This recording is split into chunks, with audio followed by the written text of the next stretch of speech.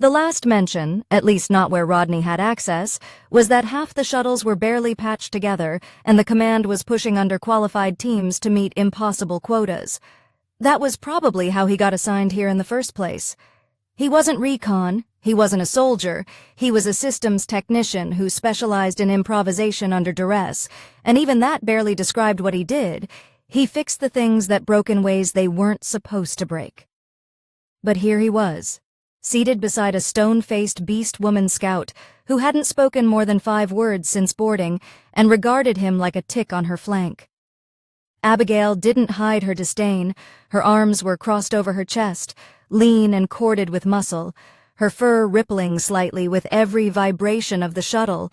Stripes ran along her limbs like war paint, and her glowing yellow eyes never blinked, not even when turbulence slammed the hull. She didn't introduce herself, didn't ask his name, only muttered one thing when she saw his face. "You'll slow me down." He tried to brush it off. She didn't know him, and he didn't expect a warm welcome. But as the shuttle hit atmosphere and the chaotic terrain of the broken moon came into view, a mad sprawl of wreckage, floating debris and glowing magnetic fault lines, Rodney realized this wasn't going to be a mission. It was going to be survival. The drop went sideways fast. The autopilot AI began flickering when the atmospheric field around the moon warped their sensors. Abigail leapt to the controls and barked instructions at the machine, which didn't respond fast enough. Rodney didn't panic, but he could see in real time which parts of the shuttle systems were failing. Oxygen cycling stalled, the stabilizer gyro jammed, and the left side thruster began to pulse erratically. He unbuckled against orders, braced his legs against the panel, and started rerouting power with a handheld bypass tool. Abigail snarled at him to sit down, but he ignored her. When they hit the surface, it wasn't a clean landing. The ship skipped across jagged steel and half-melted satellite cores, tumbling nose-first into a ravine. Rodney's head cracked against the harness frame, and the next thing he knew, Abigail was dragging him through a hole torn in the fuselage, muttering curses in her native tongue. They weren't dead, yet. The air outside tasted like metal and smoke. Gravity shifted in irregular pulses, making it feel like walking across a mattress on one step, then an iron plate on the next. The landscape sprawled with ruins, old war debris, fractured ships, abandoned relay towers sparking quietly in the gloom. The sun was a dying thing behind the gas clouds, throwing orange flickers against the shattered rocks. Rodney clutched his side and staggered, but Abigail didn't wait. She moved with instinctive grace, weaving between wrecks, her striped tail swaying for balance. He caught up slower than he liked, and when she finally stopped, it was only to slam a sharp glance over her shoulder. "You'll get us both killed moving like that," she said, voice guttural but clear. "Stay behind. Speak only if necessary." Rodney gritted his teeth. "Fine, just don't leave me stranded." She didn't answer, already climbing a jagged slope. For hours, or maybe just what felt like hours, they moved through terrain that seemed designed to kill. Electrical pulses surged from damaged cores. Magnetized debris floated upward only to crash back down without warning, and the entire moon seemed to groan beneath their feet. Twice they encountered rogue drones, half-blind things with rusted limbs and scorched paint that screeched as they scanned for movement. Abigail neutralized the first with a low lunge and a blade to the optic core. Rodney handled the second by scrambling to erect panel and triggering an M-burst from a still-functioning comm relay, frying the drone sensors. Abigail glanced at him afterward, blinking once, not praise, more like reassessment. They took shelter in a broken maintenance pod nestled beneath a collapsed satellite dish. Rodney sank into the corner, trying not to feel the bruises forming beneath his jacket. Abigail crouched near the hatch, watching the outside. The silence stretched until he finally muttered, "You know, I was told this was going to be a basic scan mission, maybe tag a few cores, Mark Rex." No mention of death traps or killer drones. Abigail didn't turn her head. Command lies. They always lie. Rodney couldn't help but laugh once, bitter and sharp. "Yeah, I figured that out around the time our landing gear tore off mid-air." He expected her to scoff, maybe go silent again. Instead, she shifted slightly and said, What did they tell you your role was? Tech recovery and system ID, he replied. Anything still blinking gets cataloged. I make sure no booby traps get triggered, that sort of thing. HMPH. You have no weapon, no armor, no backup, she said, tail twitching. You're bait. Rodney blinked. That's a little blunt. Truth is always blunt. Doesn't mean it's wrong. There was no argument to make. He knew it too deep down. Still, something inside him refused to accept being written off as useless. He'd survived worse, escaped worse. He wasn't just soft meat to be tossed into the grinder. He could think, adapt, solve problems nobody else could. He leaned forward slightly. You think I'm going to get you killed, but if you give me one chance, I can make myself useful. Abigail's glowing eyes met his, steady and unwavering. Then prove it. Just then the pod rumbled, faint at first, then sharper. Something outside had stirred. A whirring noise like bone on metal began circling the edge of the hatch. Abigail drew her blade in a smooth motion, every muscle taut. Rodney glanced around and spotted a flickering panel, its emergency pulse relay still functioning, barely. He darted forward, popped the casing open with his multi-tool, and began hot-wiring it. Abigail snarled at him not to move, but then the relay gave a pulse, just enough to confuse the incoming drone's navigation matrix. The hunter drone smashed into the far wall, spinning out of control and detonating in a harmless burst of static.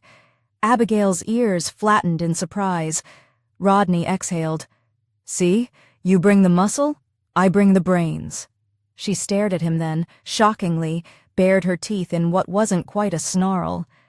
Next time, soft one, warn me first. But she didn't look away from him for the rest of the night. The next morning, or what passed for morning on a moon fractured beyond repair, began with Abigail nudging Rodney awake using the back of her hand. Her claws grazed his chest as if testing how easily he bruised. Time to move, she grunted, scanning the sky through the cracked hatch. The air smelled of ionized metal and static, and the rhythmic pulsing of magnetic storms rolled across the horizon like thunder made of light. Rodney sat up slower than he wanted to, ribs aching, throat dry, and nerves frayed. Still, he didn't complain. He noted her posture, alert, balanced on her toes, muscles always coiled, a born predator with a soldier's discipline. She wasn't waiting for him to catch up.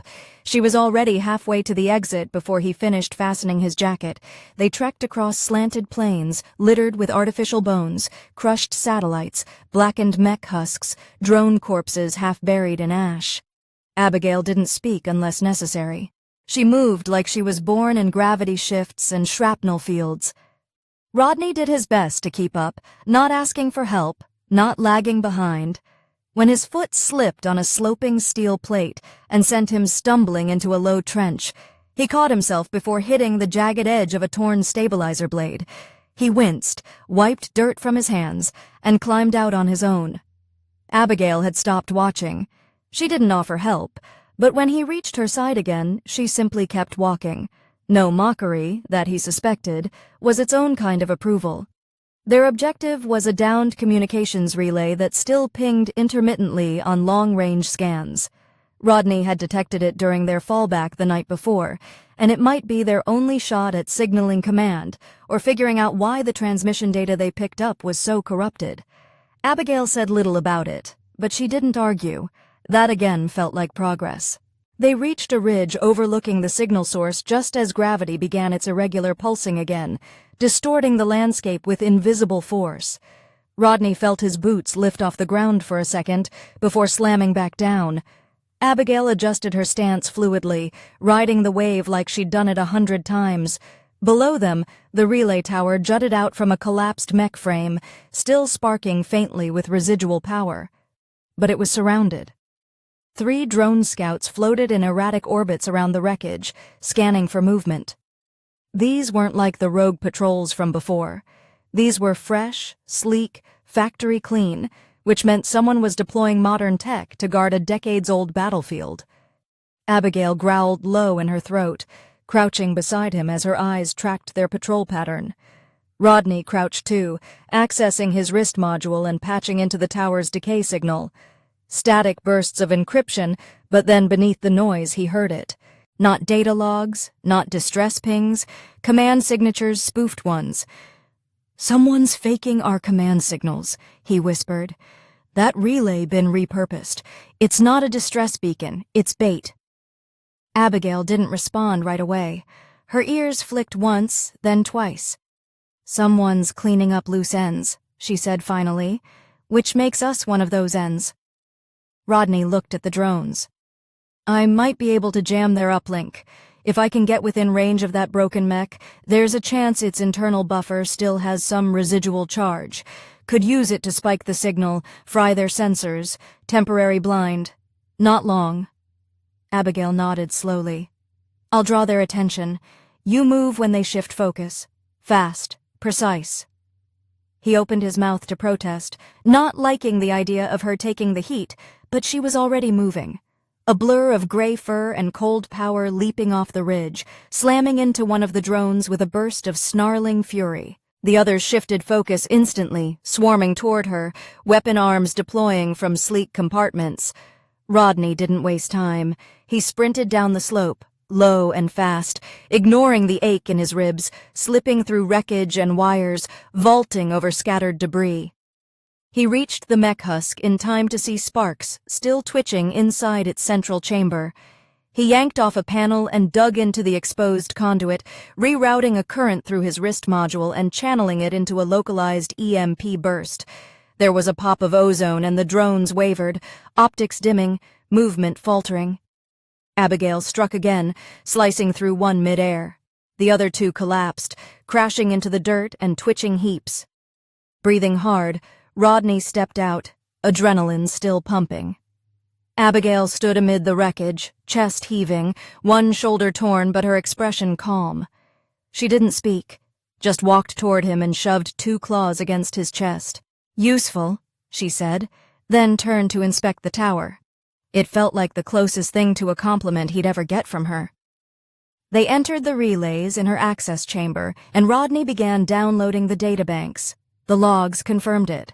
Falsified broadcasts, rerouted orders, manufactured search routes that diverted recon teams from key locations. Someone had been playing Command for fools, or was Command itself the puppeteer? It didn't add up. Abigail watched over his shoulder, silent as always, until the final fragment decrypted. It was a personnel tag his flagged in a transmission as expendable civilian observer. No name. Just his ID marked as non-essential, marked to be left behind if contact was lost. He stared at it longer than he meant to. Abigail said nothing, but when he looked up, her expression had shifted. Not sympathy, not pity, but something close to understanding. "I volunteered," he muttered, voice low. "They said we'd be helping recover history, preserving what's left. I didn't sign up to be discarded." Abigail moved to the patch, tail swaying behind her. "Then don't be," she paused. "You're alive. You're learning. That makes you dangerous. Maybe more dangerous than you know." He followed her out and they set off again, moving deeper into the moon's dead zones. Something had shifted, not in the mission in them. She still walked ahead, still barely spoke. But now when she looked back to check if he was still there was something else in her gaze, and he was starting to understand something too, about how loyalty isn't always earned with strength, but with proof. With showing up again and again, even when no one expects you to matter. Maybe especially then. They moved through the crumpled valleys of debris without another word, and Rodney found it strange how silence between them no longer felt like rejection. Abigail didn't offer praise for his quick thinking at the relay tower, but she didn't need to. Her action said enough. She slowed her pace just enough to make sure he kept up. Her head tilted slightly whenever he stopped to scan a wrecked drone for parts. She never interfered, but she watched. And more than that, she listened. It wasn't kindness. It was respect, the real kind. The kind you earned when survival was no longer theoretical, but something that clawed at your heels with metal teeth and scorching plasma.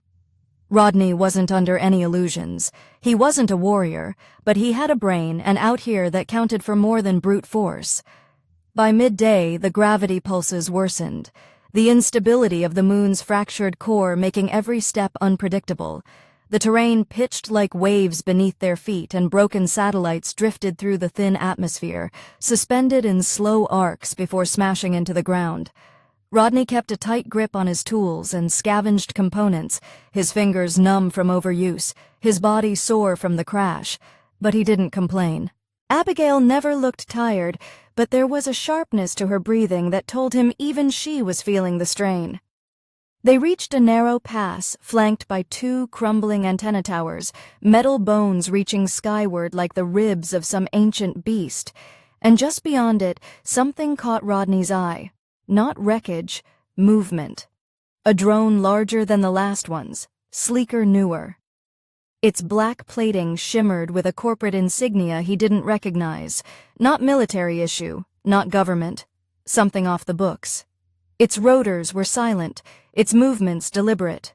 Rodney ducked low behind the remains of a transport pod, motioning to Abigail, who immediately took to the shadows without a sound. They both watched as the drone examined a downed satellite and injected it with a data spike. The terminal blinked green, uploading something, perhaps overriding the logs. Whatever it was doing, it was covering tracks. Rodney's mind raced. This wasn't salvage, this was sabotage. He glanced at Abigail. She pointed toward the pod's undercarriage, her meaning clear. If they moved fast, they could intercept the drone and retrieve its data core before it completed the upload. The risk was enormous. The drone had defense systems. He saw the folded weapon arms on its underside, but something else caught his attention. The satellite it was spiking had a standard civilian port, non-encrypted legacy system, which meant with the right angle and a little improvisation, he could tap into the relay without alerting the drone. Abigail raised an eyebrow as he whispered the plan, skeptical but silent. She didn't argue, just nodded once and moved to take position, blade drawn, body low and coiled like a jungle predator. Rodney moved carefully, crawling through the exposed conduit tunnels beneath the satellite carcass. The cables were frayed, but live. He took out a bent spoon, the one he'd pocketed earlier from the crash site mess kit, and wedged it against a broken prong to redirect the flow. A crude patch, but it gave him just enough current to power his uplink tool. He slid the connector into the civilian port, biting his lip as the screen lit up. He navigated past the false firewall, clearly slapped together by someone in a rush, and dug into the active files. Packet after packet scrolled past, and then, bingo, coordinates, names, a full list of operatives and drone deployment routes. Whoever had set this up was using scavenger drones to erase evidence of earlier missions gone wrong. Missions that involved civilians, contractors, even off-world scientists, disappearances that were never publicly confirmed. As he pulled the data, the drone's rotors whined softly. It had noticed the power flux, its sensors twitched and its weapons deployed scanning with infrared beams. Rodney's pulse spiked. He whispered into the calm now. Abigail struck like lightning. One moment the drone hovered silently, the next she was in the air, launching herself from the shadows with a guttural roar. Her claws tore through the drone's undercarriage just as its beam locked onto Rodney's location. It fired too late. A burst of plasma scorched the ground beside him, but Abigail was already atop it, wrestling its frame to the ground. Sparks flew as she yanked loose a panel and sliced into the processor unit. Rodney scrambled to disconnect the uplink just as the entire structure collapsed inward, the energy core overloading in a muted, flickering pop. The drone convulsed once and went dead. Breathing hard, Rodney staggered out from beneath the satellite, clutching the uplink device. Abigail rose slowly from the wreckage, her fur smoking slightly where a plasma scorch had grazed her side. She winced but didn't acknowledge the pain. He moved toward her, checking her arm, but she brushed his hand away. "I'm not broken," she growled. He backed off, raising both palms. "Didn't say you were, just making sure you're not leaking out the side." That got a breath of amusement from her, short, sharp, and completely unexpected. "You're a strange little human," she muttered, then reached down and picked him up by the front of his jacket, lifting him off the ground effortlessly. "But you've got teeth where it counts." He blinked, startled, dangling for a moment before she set him down again. I didn't do much. You did the hard part. She stepped in closer, her yellow eyes narrow. You found the signal, hacked the drone, pulled the data while staying alive. That's more than half the scouts I've worked with. Then, almost grudgingly, I'm beginning to think soft is the wrong word. Rodney chuckled as he checked the data on his pad. I'll take that as a compliment. His fingers paused over the file labeled Ghost List. He opened it and saw something that made his stomach drop. His name, not just his ID this time, but his full name alongside others marked Priority Silence, which meant they weren't just supposed to be abandoned. They were targets, collateral that needed cleaning. Abigail read over his shoulder and snarled, They want you dead, and they sent you here without telling you. He nodded, slow and grim. Looks like they want both of us dead now. You've been off-grid long enough that your own command profile's marked potentially compromised. She didn't seem surprised. Let them come, she said flatly. We survive, we find truth, then we burn their lies down. Rodney looked at her, really looked. Not just the lean, scarred warrior who called him soft, but the one who didn't hesitate to dive into danger for someone she barely knew, the one who bled without complaint, the one who didn't smile, but didn't walk away either. He nodded, something solid settling in his chest. Then let's give them something to fear, he said. Together. And for the first time, she didn't argue. The flickering glow of a decaying satellite overhead cast warped shadows across the narrow ravine as they pushed forward, silence falling between them again, but not the same silence from before. This one felt shared, comfortable. Abigail didn't glance over her shoulder as often now. Rodney didn't trip on every uneven surface. They moved like they had learned each other's rhythm, him always scanning the horizon for anomalies, her always scanning for threats. The tension hadn't left the moon, but something between them had settled. After the drone incident, they were no longer just two bodies forced into proximity. They had bled, risked, and narrowly survived together. It had changed things, not entirely, but enough. As they made their way across a fractured bridge of compacted debris, the gravity shifted again, this time more violently than before. Rodney grunted as he dropped to one knee, bracing himself with a twisted metal rod. Abigail leapt ahead easily, using the shift to her advantage, her frame nearly floating as the pull flickered off, then slammed back on. Rodney cursed under his breath but didn't ask for help. Instead, he waited for the pulse to pass, then used a nearby support beam to vault across a gap. He stumbled, but landed. When he looked up, Abigail was watching him from the edge. She didn't smile, but her tail flicked twice and she held out her hand, not offering help exactly. More like inclusion. He took it without hesitation, and she pulled him the rest of the way with one effortless motion. They set up a temporary shelter in the hollow of a crushed maintenance rig as plasma storms rumbled in the distance. The air was dry, but the static charge crawled over their skin like an invisible mist. Rodney worked on his uplink, trying to clean the corrupted data they'd extracted from the drone. Abigail sat beside him, sharpening her blade with slow, steady movements. Occasionally she would glance his way, not like she was judging him, but like she was trying to figure something out. He'd grown used to the silence, the way she observed instead of asked. It was how she'd survived. Still, after another 20 minutes of her tail thumping lightly against the rig's metal hull in a pattern that wasn't quite random, he finally said, "You're thinking loud. Spit it out." She stopped sharpening, flicked her eyes to his face. "Your people," she said slowly. "They treat knowledge like a weapon." He didn't look up from the uplink, because it is. She tilted her head. "And you turn scraps and old wires into things that blind machines. That's not normal." Rodney exhaled, rubbing his eyes. "I grew up in the back corridors of a mining ship. If something broke, no one came to fix it. You learned fast, or you suffocated, or you froze. I don't build pretty things. I build what I need to survive." Abigail stared at him for a moment longer, then nodded once. "Useful?" He smirked, high praise from a walking knife rack. Her eyes narrowed, but not with anger. "You talk too much when you're tired." You growl too much when you're relaxed, he shot back, but there was no bite in his tone. The back and forth had become easy now, familiar. He turned his attention back to the uplink, but the display was still full of corrupted sectors and scrambled packets. He sighed, setting it down. I need a cleaner data environment, somewhere insulated, shielded. This junked shell is bleeding signal noise. Abigail shifted. There's a fallback node station northwest.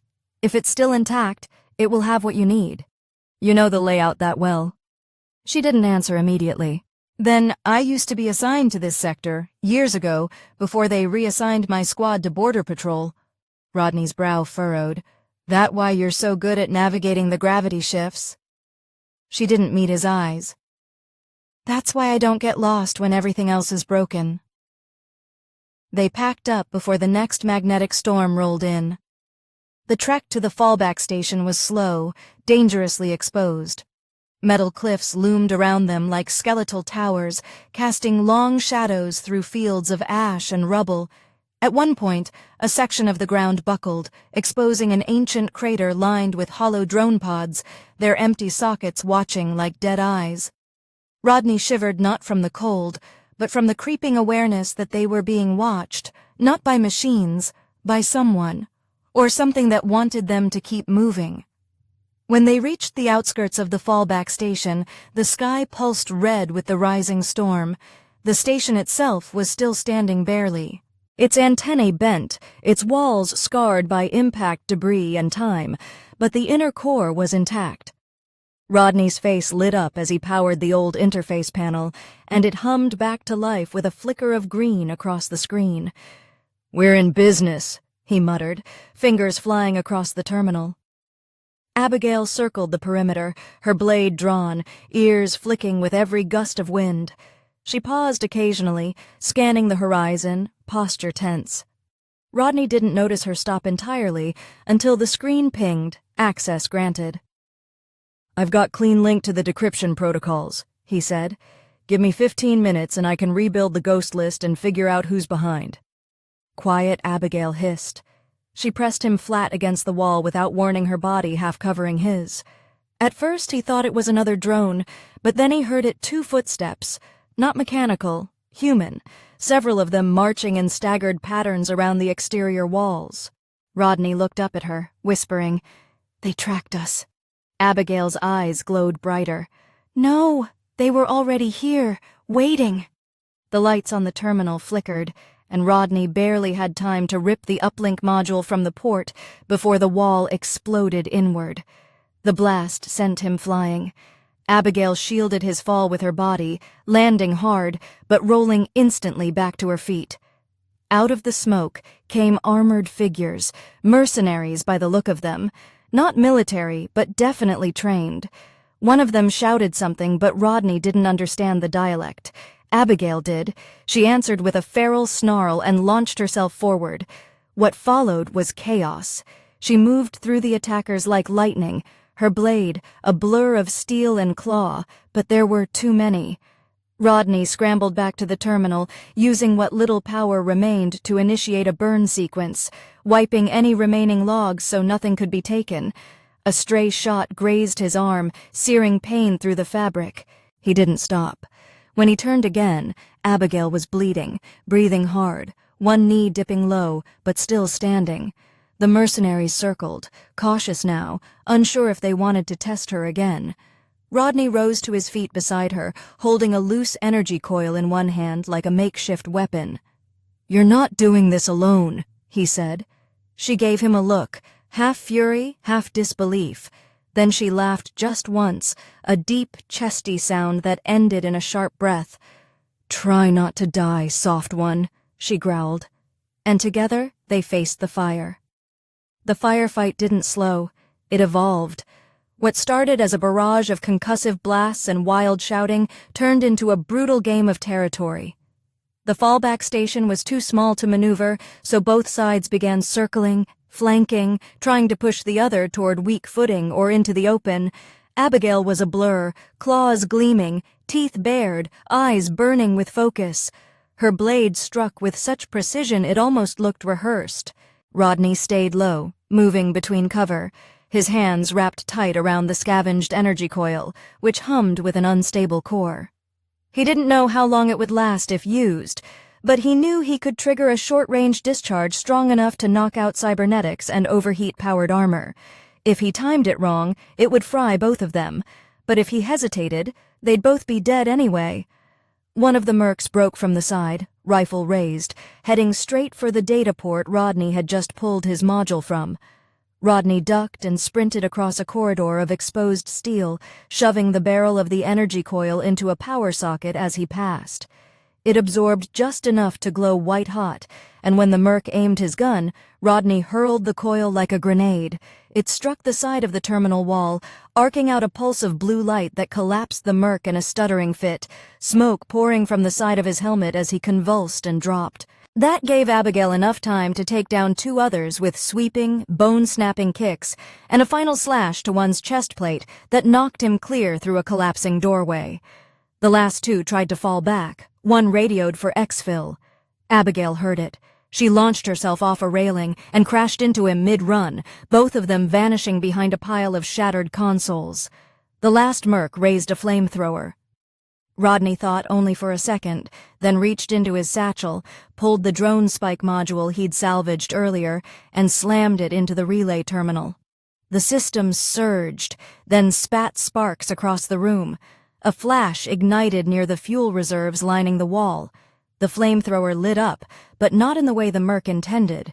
When the fire cleared, the room was in ruins, but the mercenaries were down. Abigail was crouched over the one she'd tackled, breathing hard, first singed at the edges, but her eyes still clear. Rodney leaned against the wall, chest rising and falling with uneven rhythm. He didn't feel victorious. He felt used, hunted, and pissed.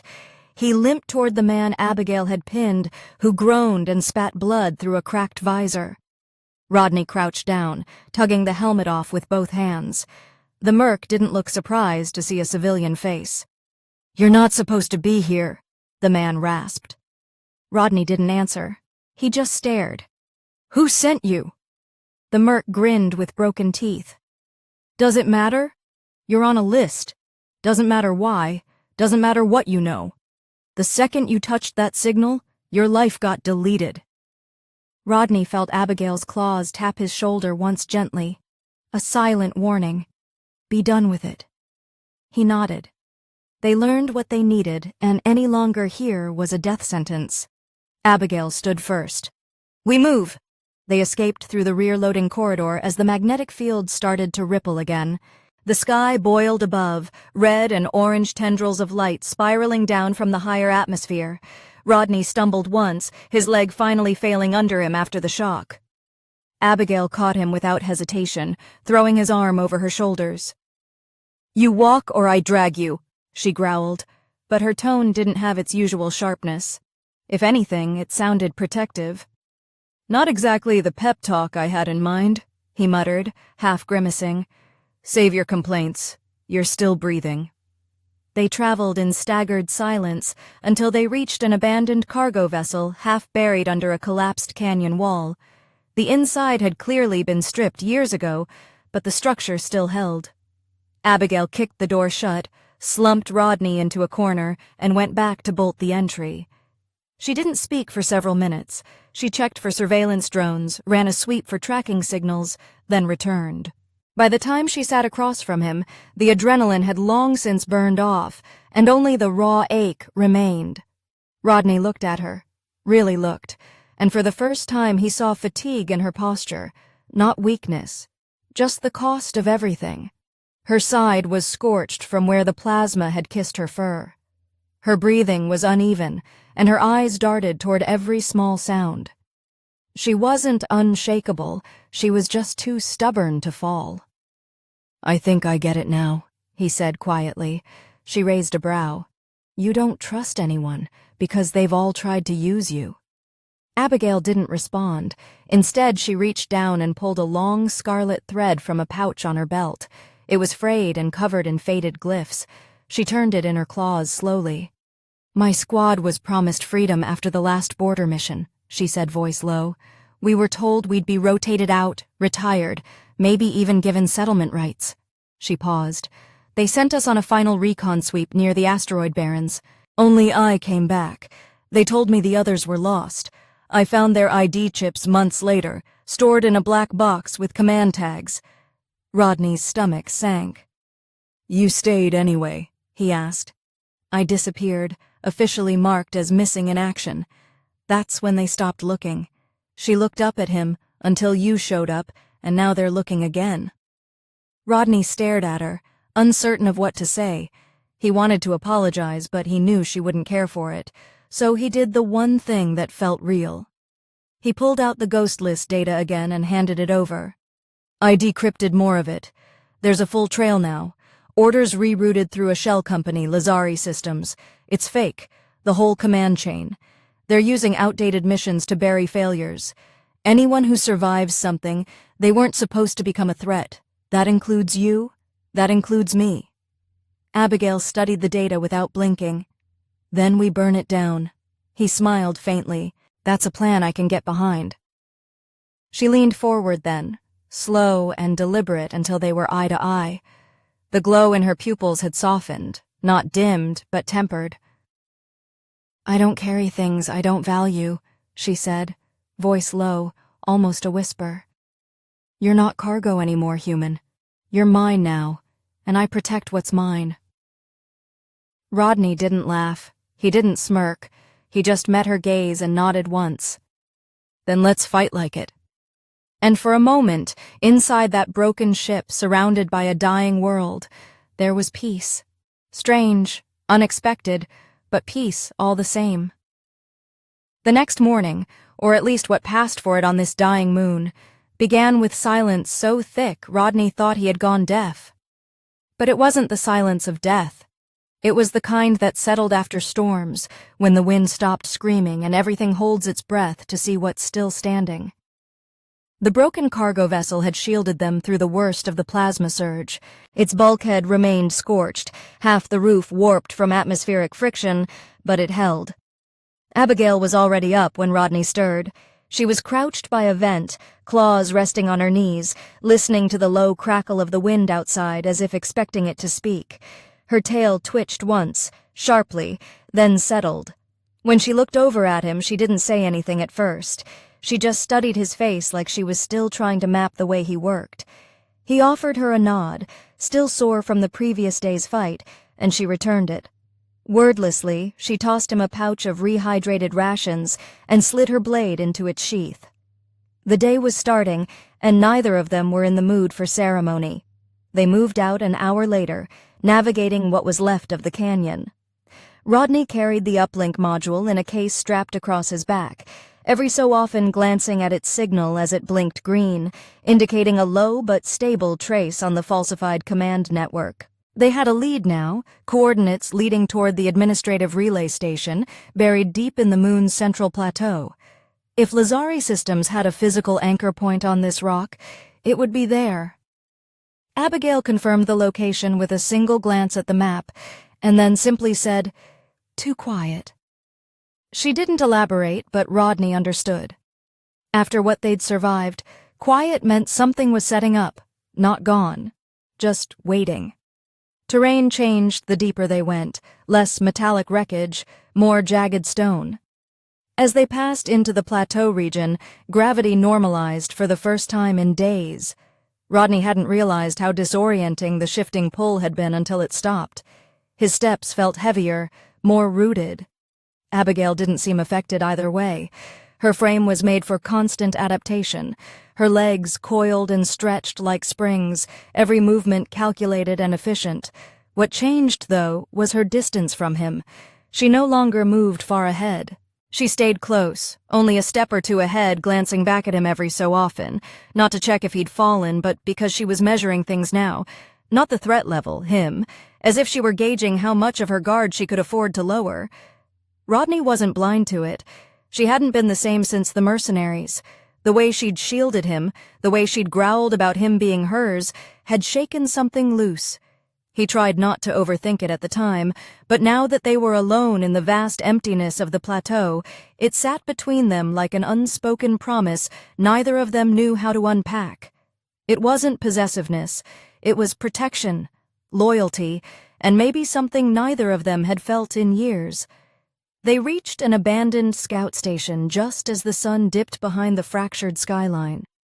The structure was half sunken into the rock, its beacon long dead, but the inside was dry, intact, and more importantly, shielded from long-range scans. Rodney powered up the internal server using a hand-crank generator and connected his uplink module to begin decrypting the remaining data from Lazari servers. Abigail stood by the narrow slit of a window, arms crossed, ears perked, body coiled as always. She hadn't sat down once. Rodney worked quickly, his fingers gliding over the terminal's crude interface, drawing up layer after layer of falsified mission logs, drone deployment charts, and deep node communication packets. The further he dug, the more tangled it became. Lazari wasn't just faking orders.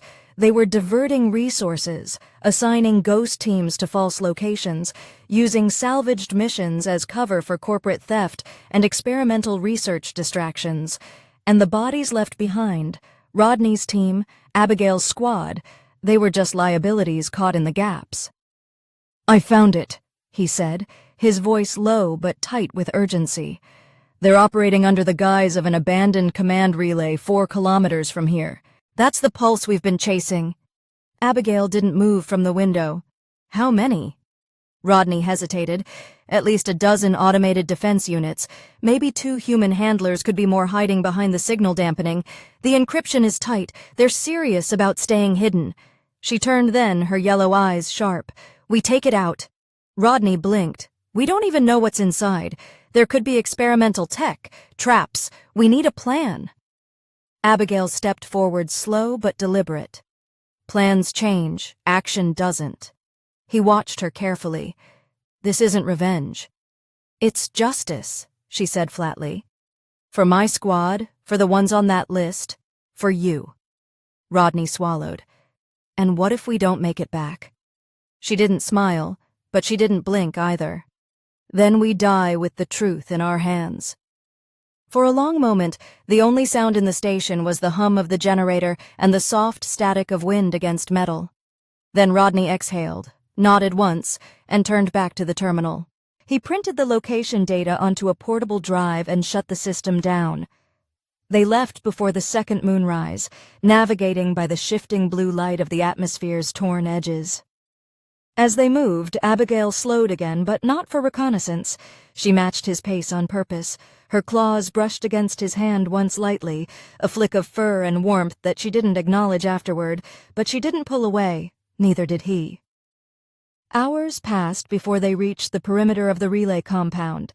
The structure was nestled in a bowl of rock, camouflaged against scans by a grid of stealth panels and buried signal dampeners. Rodney took one look and knew there was no walking in the front, but the terrain offered alternatives: collapsed vent shafts, half-covered drainage trenches, access lines leading beneath the structure. They took the vent path, crawling through tight passageways barely wide enough for Abigail's frame. At one point, Rodney slipped on a layer of frost and nearly fell into a chasm below, but she grabbed his arm and yanked him back, holding him longer than necessary. Her grip was strong, but her voice, when she finally spoke, was quiet. "You're not allowed to die. Not now." Rodney looked up at her, heart thudding, breath shallow, wasn't planning on it. They crawled the rest of the way in silence, emerging inside a storage chamber filled with flickering monitors and spare drones. As they readied their gear and prepared to infiltrate the heart of the facility, Abigail reached out again, this time not to stop him, not to protect, but to press her forehead briefly against his. "For my kind, that means I trust you," she murmured. Rodney nodded slowly. "Then let's earn it." And together, they stepped into the dark. The interior of the hidden Lazari facility was colder than Rodney expected, not physically, though the recycled air carried a bite, but an atmosphere. Every wall was matte black, broken only by pulsing blue panels that looked like breathing lights, the kind designed to intimidate without being overt. There were no welcoming corridors, no signs, no attempts at pretense. It was the kind of place meant to be forgotten, buried in the rock until someone tripped over it decades too late. Rodney crouched low behind a scaffold of supply crates as he scanned the interior map from a tapped node. Abigail was already 2 steps ahead, slipping like a shadow between motion-activated sensors that hadn't accounted for her speed or size. She didn't ask if he could keep up anymore. She just assumed he would, and somehow he did.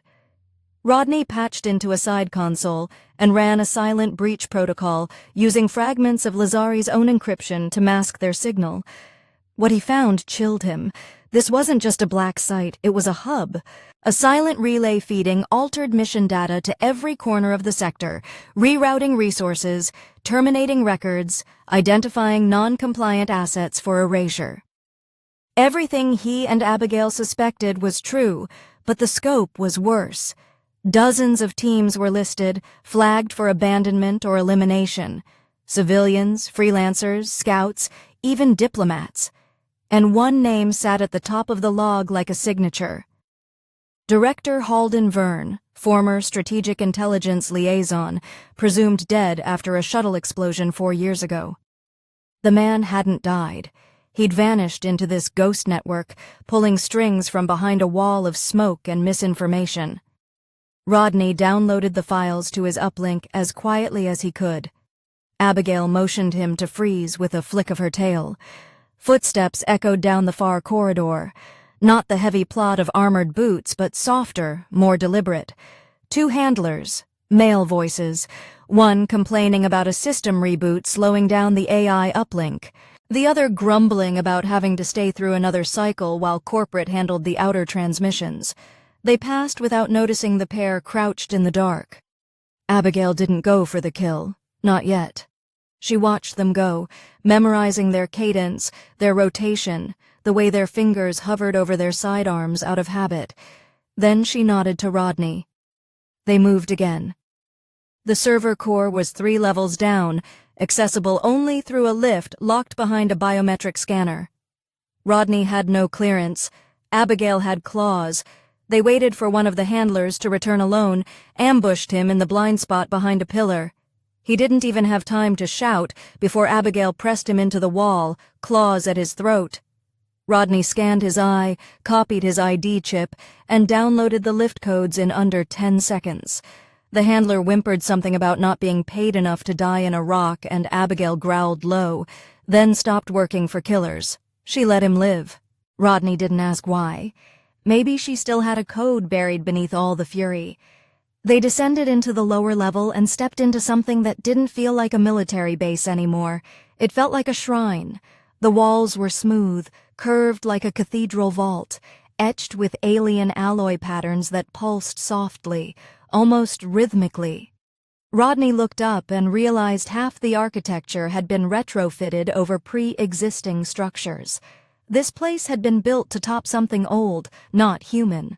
Lazari had found something alien here and used it to hide their operations beneath the ruins. And if the power signatures were accurate, whatever it was still alive. Abigail, Rodney whispered, gesturing toward the strange alloy. "You feel that?" She nodded once. "It's watching." Rodney pulled up a fresh readout. Deep within the core, below even this level, there was a pulse. Not just electricity, conscious energy. A rudimentary AI interface bonded to whatever alien hardware this was. Lazari had harnessed it to disguise their activity, maybe even to protect it. No wonder no one had discovered the site. It wasn't just shielded, it wanted to be hidden. They reached the central node, a massive column of cables and interface glass humming with data feeds. Rodney approached the access point and pulled out the uplink. "This is it. Once I plug in, their system goes blind for maybe 5 minutes. That's all I've got. After that, every defense protocol is going to light up and will have an effect on us." Abigail stood beside him, shoulders tense, eyes narrowed. "We make it count." Rodney hesitated. "There's something else." He looked at her, uncertain how she'd take it. "I can reroute the pulse, take the AI offline, and send all the ghost data directly to every public channel in the quadrant. But if I do that, the pulse collapses. This whole place will self-destruct, and I don't know what that alien tech will do when it's destabilized." She didn't flinch. "Do it." He studied her face. If we do this, we don't get a second chance. We can't come back and clean up.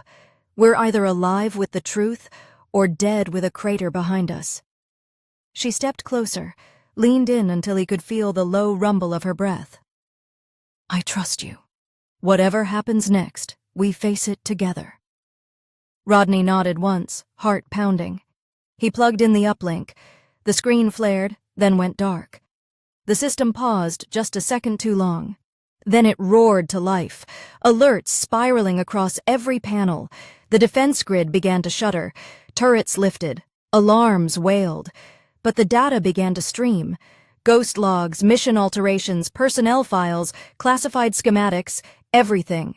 Rodney worked with shaking fingers, rerouting power, balancing loads, overloading cores just long enough to keep the flow moving. His mouth was dry, his back soaked in sweat, but he didn't stop. He was all in. The AI pulse began to spike. The alien alloy reacted instantly, glowing brighter than cracking in fine lines like glass under strain. Abigail braced herself between him and the door, claws bared, teeth showing. The first turret dropped from the ceiling.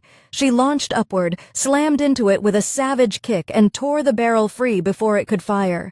Another turret began spinning up. Rodney reached over, pulled a coil from the uplink itself, and channeled the last of its charge into a voltage spike.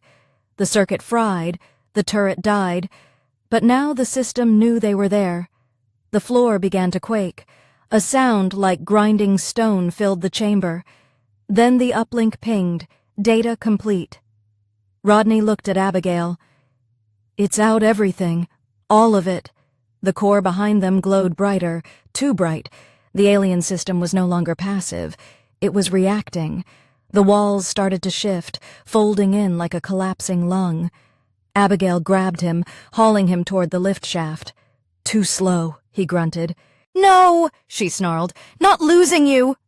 They ran, dodging falling debris, heat warping the very air around them. The ground cracked beneath their feet. The lift had already snapped free of its rails, no way out. Abigail stopped, spun, and shoved him toward a ventilation shaft barely wide enough. Go! I'm not leaving you! She roared in his face. You are not dying here! Then the floor split beneath them, and she caught him again, carried him like he weighed nothing, claws scraping walls, muscles straining as she launched them into the shaft with seconds to spare. The moon rumbled as the facility imploded. They didn't stop running until the sky was visible again, and even then she didn't let go. By the time the dust settled behind them, the facility had vanished beneath the moon's crust, replaced by a growing crater of molten slag and black smoke that curled skyward like a funeral pyre. Rodney lay half-conscious on a ledge above the impact zone, lungs burning, throat raw, head pounding from the sudden pressure drop. Abigail crouched beside him, her chest heaving from exertion, fur soaked in sweat and streaked with soot, claws still flexing like she hadn't fully convinced herself the danger had passed. Her arm bled from where a shard of alien alloy had torn through her shoulder, but she hadn't slowed. Not even once. He remembered her roar when the walls caved in, the raw sound of defiance and desperation. He remembered her body coiling around him as they tumbled through the collapsing shaft, claws digging into rock, muscles straining to catch ledges as gravity failed them both. She had carried him through that storm, again. And now, finally, they were still. Rodney sat up slowly, groaning as every joint complained, "Are we alive?" Abigail didn't answer immediately. Her gaze remained fixed on the crater, watching as the last vestiges of the facility's power core sputtered into silence. When she finally turned to him, her expression wasn't victory. It was something heavier, relief maybe, or guilt that they hadn't done more, even though they'd just destroyed the single most dangerous black site on the moon. She exhaled slowly, nostrils flaring, and said, "Barely." Rodney coughed out a laugh, then winced. "Good enough." They found shelter in a fractured observation bunker a few clicks from the blast zone. It had been abandoned for years, probably since the last mining survey went dark. Inside, the air was dry and stale, but breathable. The solar panel array on the roof still worked well enough to power lights and a weak heating coil. Rodney collapsed onto a bench beneath the console array, watching static flicker across a cracked monitor. Abigail didn't sit. She paced at first, prowling the perimeter, double-checking locks, peering through narrow slits in the steel walls. Only when she had circled twice did she stop and sink to one knee beside him, her breathing shallow, her shoulders finally lowering. It was the first time he'd seen her still since the mission began. He looked over, unsure how to break the silence. "That crater out there, I think you saved a few hundred lives. Maybe more." She didn't respond right away. Her fingers toyed with the edge of her blade sheath, the motion absent, distracted. When she finally spoke, her voice was low. "They'll send others. Maybe not today, but the truth's out now. The people behind this Vern, Lazari, whoever's still hidden, they'll come." Rodney nodded. "Then we'll be ready." Abigail's eyes met his. There was something different in them now, not just respect or alliance, something more vulnerable, something rarer, trust unguarded. "You kept up," she said. "You didn't fold, even when everything burned." He offered a tired smile. "I figured someone had to keep reminding you that just because I'm soft doesn't mean I break easy." That got a breath of laughter from her, short, sharp, but real. She shook her head slightly, then moved closer, her presence warm, grounding. "I carried you because it was faster," she said, voice quieter now. He arched a brow. "Is that what we're calling it?" Her claws tapped the bench beside him once, also because I wanted to. Rodney blinked. "That I wasn't expecting you to say that." "I wasn't expecting to say it," she admitted, tail curling behind her. "But when I thought you might die in that shaft, something in me snapped. Not fear, something deeper, like I'd lose more than a teammate." Rodney sat up straighter, heart beating just a little faster. "You didn't. I'm here." She leaned in slowly, movements precise but unhurried until their faces were inches apart. Her breath was warm and her eyes glowed faintly in the dim light. "You're not cargo anymore. You're not dead weight. You're not just someone I protect because the mission says so." He swallowed hard, not from fear but from the overwhelming weight of the moment. "Then what am I?" She pressed her forehead to his just like she had before the mission, only now it lingered. "You're mine," she whispered.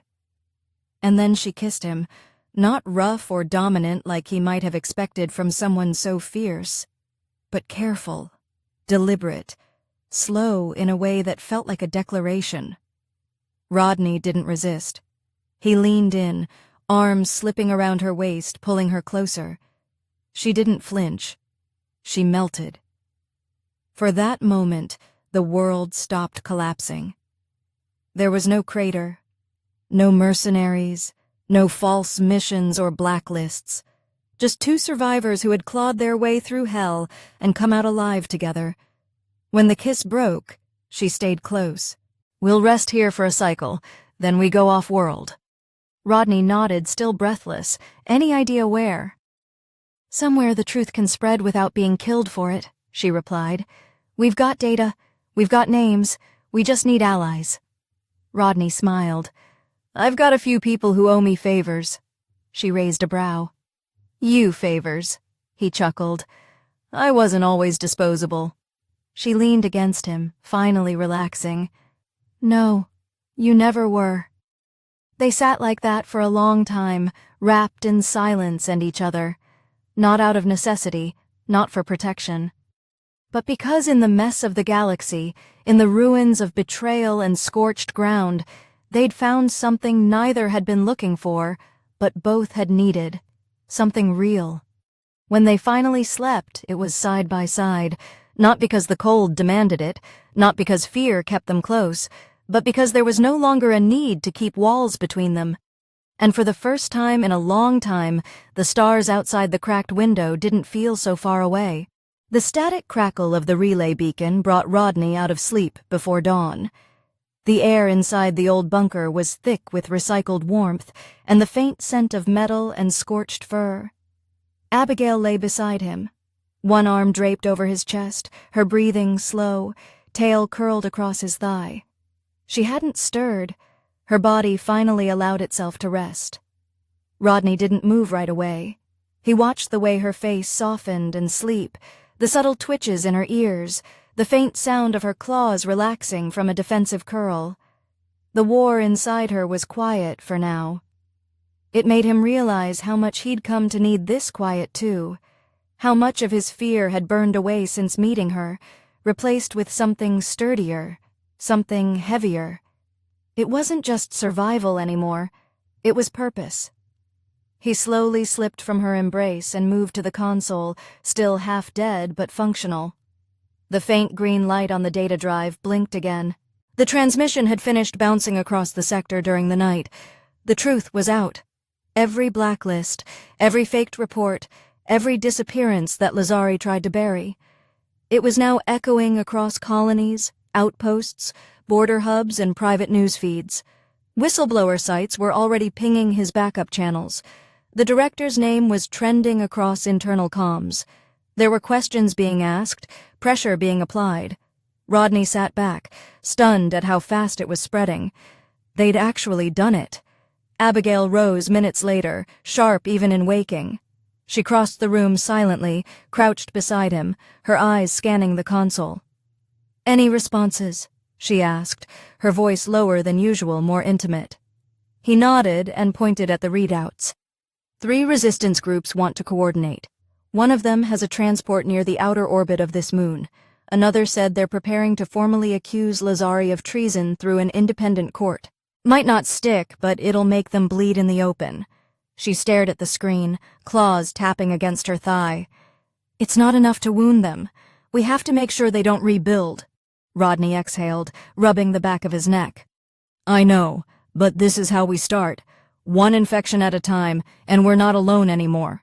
He hesitated, then added, "The transport crew offered to extract us in 16 hours. They're coming in low through the canyon wall, less likely to be picked up by what's left of the orbital sensors. If we're alive by then, we're off this rock." She gave a single nod. "Then we wait." But they both knew it wouldn't be that simple.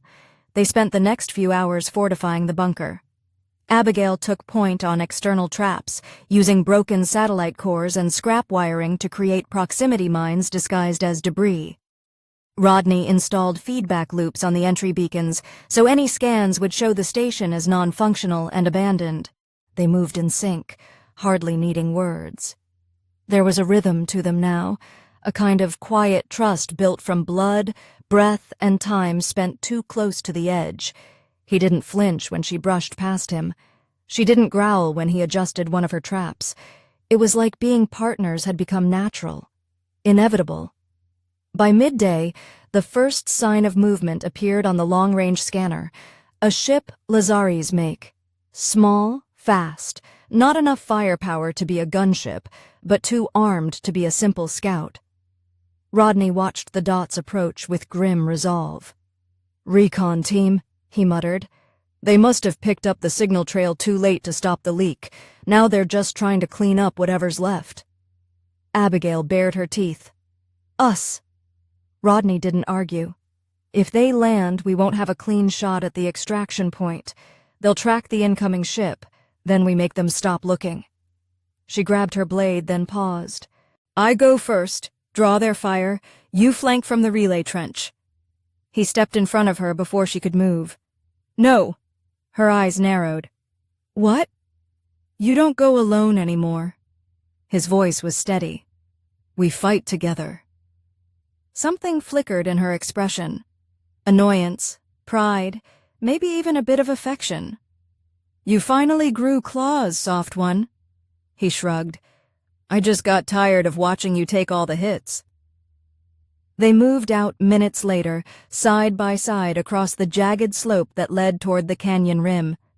Dust rose in spirals from the approaching ship, its thrusters kicking up static that scrambled half their readings. Rodney crouched behind a ridge, pulling out a modified drone signaler.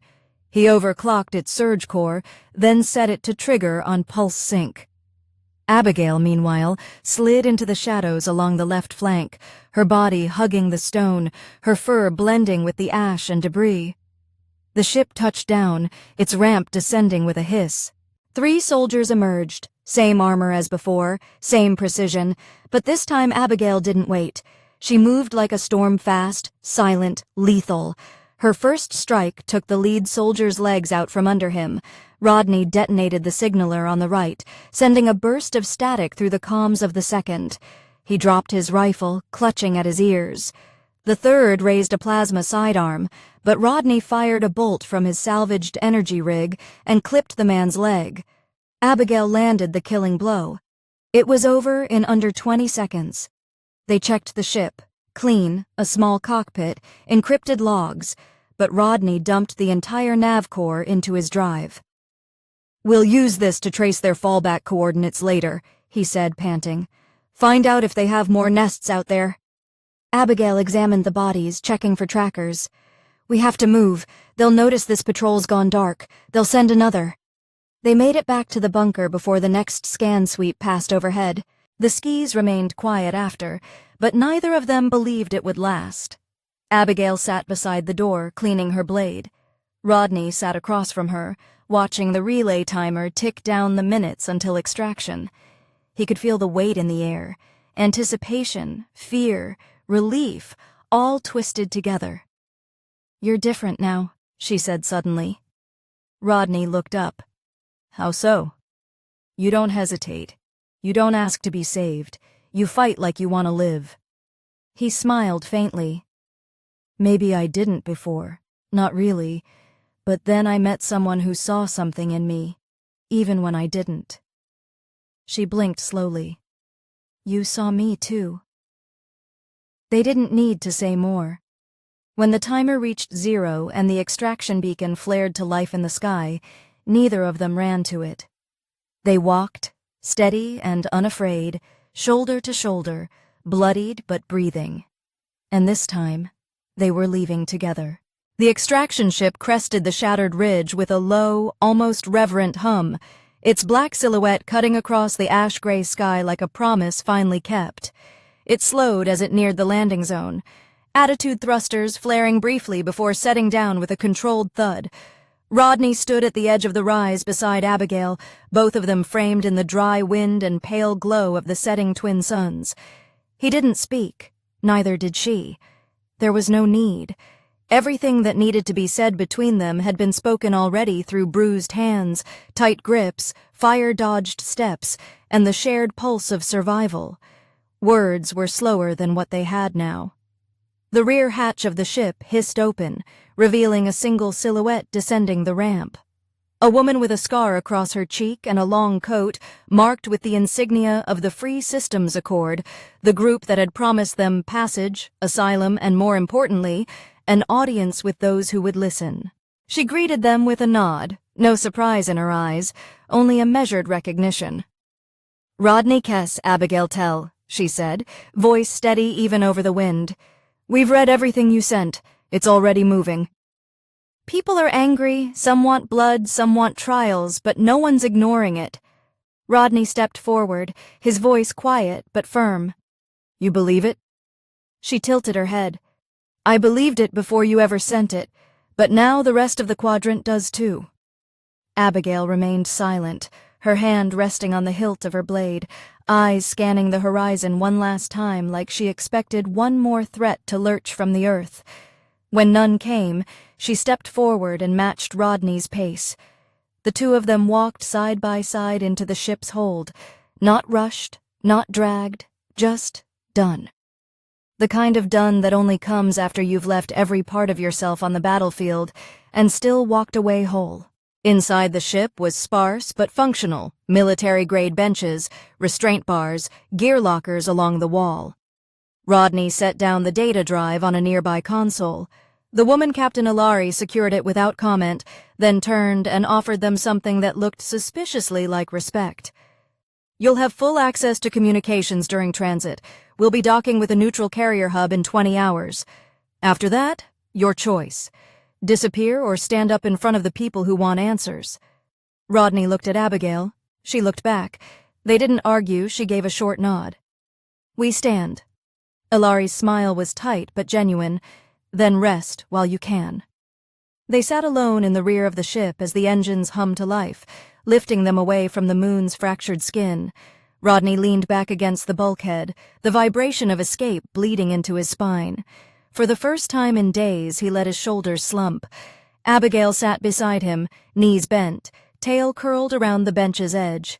Her fur was cleaner now, scrubbed by time and filtered air, but her posture remained sharp, eyes still calculating even in peace. And yet she leaned toward him, her shoulder brushing his. She didn't pull away. Rodney turned his head slightly. I meant what I said back there. We did it. It's over. Abigail's voice was quiet. It's not over, but it's the end of the part where we were alone. He nodded slowly. That's enough for me. She finally looked at him, eyes soft in a way they hadn't been before. You changed everything. He shook his head. No, we did. She leaned in, pressing her forehead to his, not like before where it was a gesture of trust. This time it was something fuller, warmer. She kissed him again, but slower this time, less rushed by urgency, more steady and complete. When she pulled back, she murmured, You're not a liability. You never were. You were just waiting for a reason to fight. And you were the one who gave me that reason, he replied, resting his hand against hers. You gave me everything, and you didn't even know it. They sat back like that, forehead to forehead, for a long time as the ship continued climbing, stars growing clearer through the reinforced viewport. Abigail eventually shifted to lie beside him, tail draped over his legs like it belonged there. Rodney wrapped an arm around her waist, pulling her closer, and for once she didn't resist the softness of the contact. She welcomed it. Later, when the stars finally bled into the black velvet of deep space and the moon shrank behind them, neither of them looked back. The past had burned, the ghosts had been named, the lies had been broken apart and broadcast to the void. There would be consequences, investigations, retribution, but those belonged to others now. Rodney and Abigail had done what no one else could, and they had found each other in the process, not in the way of fairy tales, but through grit and fury and bone-deep loyalty.